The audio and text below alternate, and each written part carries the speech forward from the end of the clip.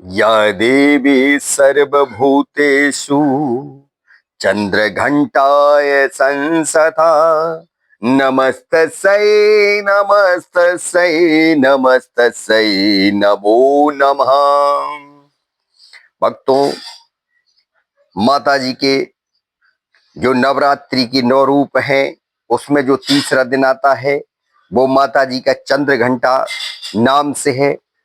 चंद्र घंटा जो कि उनके माथे पर सुंदर घंटे के आकार का तिलक बिल्कुल लगा हुआ है। सिंह पर सवार आदि शक्ति भवानी, रंग सुनहरा, दसों भुजाओं में अस्त्र शस्त्र लिए हुए साक्षात आदि शक्ति भवानी आपके दरवाजे पर आने के लिए तैयार है।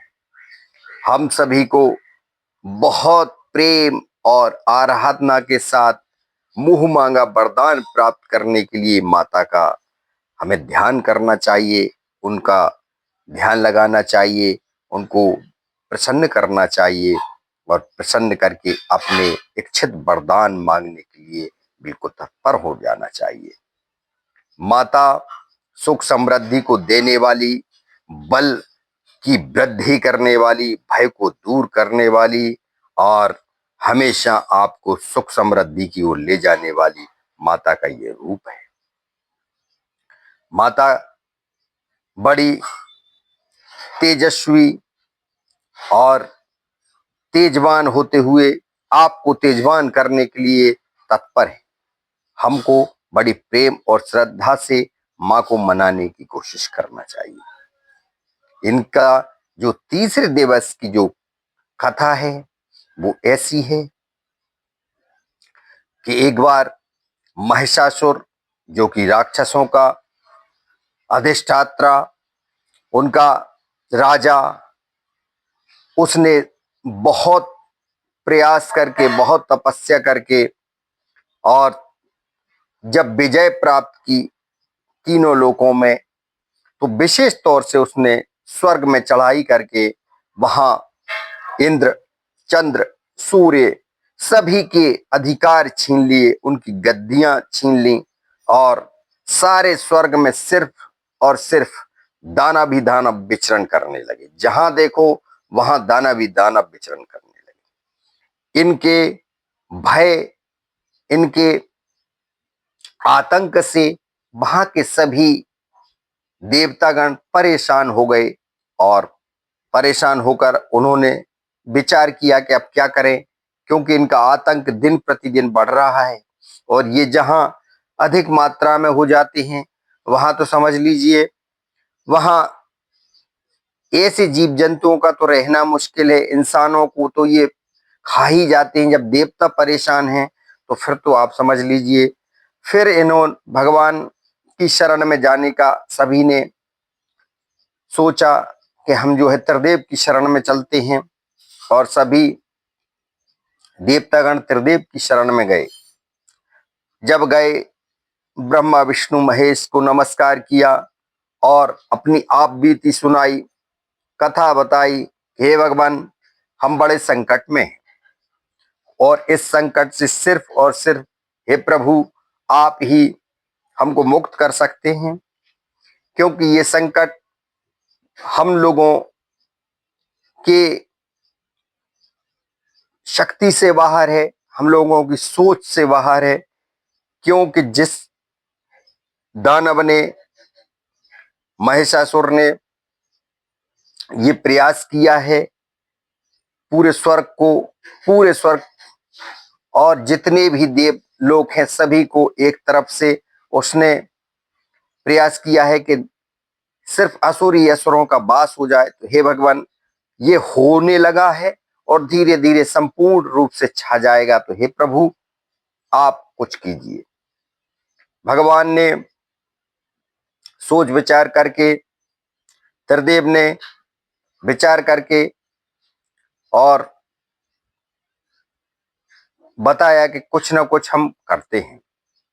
जब भगवान तीनों लोकों में विचरण करने लगे और सोचने लगे कि क्या करना चाहिए, तो उनकी ऊर्जा इतनी तेजवान हुई तीनों त्रिदेवों की कि उनकी ऊर्जा से, उनकी सोच से, उनके ध्यान से, उनके मस्तिष्क की आभा से एक शक्ति का जन्म हुआ। वो शक्ति आदि शक्ति भवानी, जो सिंह पर सवार, रंग सुनहरा और 10 भुजाएं, वो एक बालिका के रूप में सामने प्रकट हुई। तब जो है देवताओं ने नंबर से उनको अस्त्र शस्त्र प्रदान किए, 10 भुजाओं को सुशोभित किया। सभी देवताओं ने, किसी ने घंटा दिया, किसी ने उनको खड्ग दी, किसी ने गदा दिया, किसी ने शंख दिया, किसी ने चक्र दिया, सूर्य ने अपना वज्र दिया। इसी प्रकार से देवताओं ने, इंद्र ने शेर और ऐरावत हाथी का तेज दिया। इसी प्रकार से देवताओं ने, सभी देवताओं ने उनको शेर पर सवार करके 10 हाथों में अस्त्र शस्त्र देकर उनको सुशोभित करके और चंद्र घंटा के रूप में सामने खड़ा कर दिया इस जग में।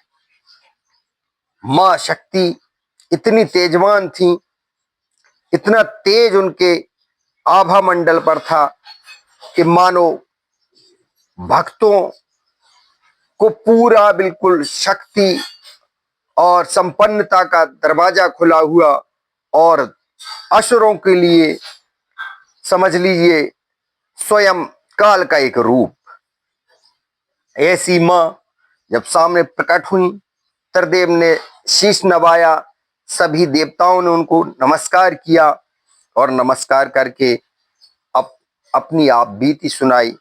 माता क्रोध से बिल्कुल भर गई, लाल पीली हो गई, और क्रोध में इतनी तेज, उनकी आभा से इतना तेज निकलने लगा कि तीनों लोकों में त्राहि त्राहि मचने लगी कि आखिर ये कौन सी ऊर्जा है, कौन सी शक्ति है जिसका तेज इतना तेज है कि सभी चारों तरफ वो जो है आभा मंडल, उनका तेज फैलने लगा। असुरों में भूचाल आ गया, देवता प्रसन्न हो गए और माता कपकपाने लगी, तैयार हो गई। और जब माता ने हुंकार भरी तो महिषासुर तक ये जब सूचना पहुंची तो महिषासुर अपने राक्षसों के साथ युद्ध के लिए तत्पर हो गए। माता ने गाजर मूली की तरह उन असुरों को काटना शुरू कर दिया। इस प्रकार तीनों लोकों से शुरुआत की माता ने, और असुरों को काटते हुए महिषासुर का मर्दन किया, उसको बिल्कुल धरती में मिला दिया। और अंत में सभी देवतागण